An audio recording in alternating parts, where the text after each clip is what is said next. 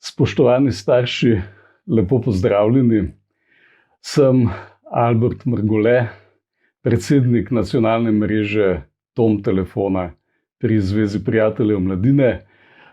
Mnogi se me mogoče spominjate kot sopredavatelja z ženo Leonido, sva precej predavala po Sloveniji na temo raznih tem starševske vzgoje in v bistvu na vas se obračam pred tem obdobjem, ko bodo eni otroci se vrnili v šolo, eni bodo ostali doma.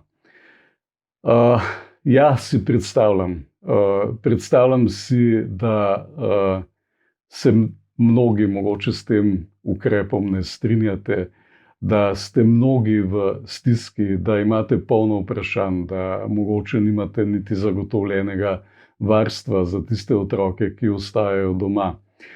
Da verjetno se sprašujete, kako bomo pa zdaj nadzirali, kaj bojo pa delali otroci doma. Že zdaj se jim ni ljubilo, kako bojo šele zdaj sami delali. A boste prišli domov iz službe in potem vas čaka še ena tlaka, da boste priganjali otroka, da bo delal za šolo, se učil, pa še domače naloge. Vem, ponekod je zelo težko, ponekod starši izgubljate zelo veliko energije s temi dodatnimi obremenitvami, ki so povezane s šolanjem na daljavo. Vem, da ni enostavno. In vem, da mnogi obupujete. Mogoče eno sporočilo. Glejte, zdaj je neko stanje, ki je nenavadno. To stanje je nepričakovano, v tem smo se znašli v glavnem zelo nepripravljeni. In jaz mislim, da je iz tega obdobja potrebno odnesti zdrave odnose, potrebno je odnesti to, da se mi vrnemo z nekim mentalnim zdravjem. In mislim, da je nekaj zelo pomembnega v tem času, da se vprašamo, kaj je zares pomembno. Ena stvar, ki smo se jo, mislim, da naučili, je, da je zelo pomembno to, da imamo drug drugega, da se lahko naslonimo drug na drugega.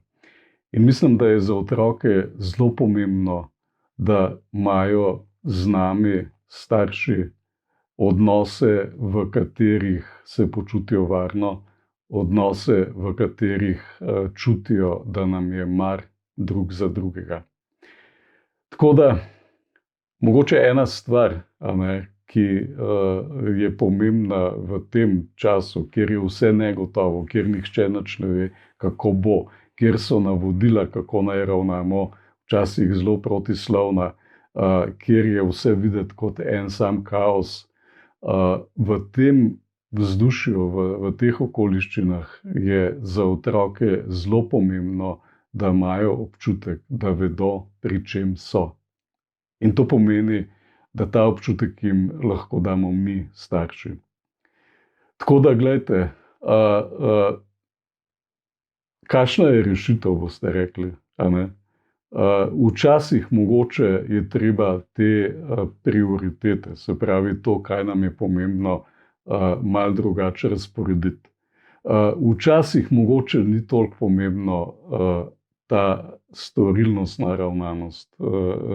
A veste, a je res tako narejeno vse, če se ne izide. Če otrok ni toliko samostojen, da bi naredil stvari, če vi ne zmorete, da bi ga motivirali, da bi z njim naredili tako, kot si vi predstavljate, in da zaradi tega izgubite vašo bližino, da zaradi tega morate vpiti, da se zaradi tega skregate, da je zaradi tega cela družina v slabem vzdušju, da se pol še s partnerjem skregate.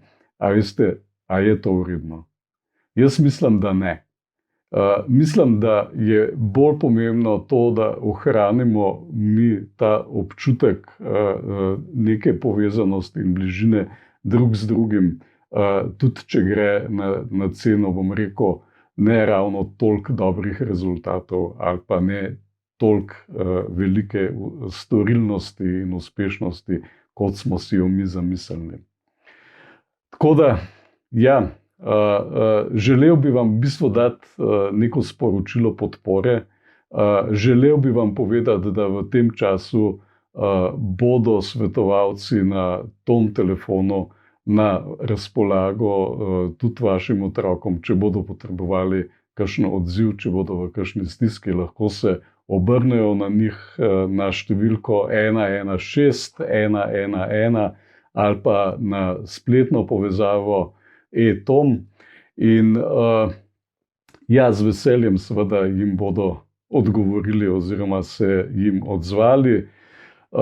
Vam mogoče, če potrebujete kakšne namige, na spletni strani Zavoda Vezal najdete kar nekaj brezplačnih kratkih namigov v pomoč staršem.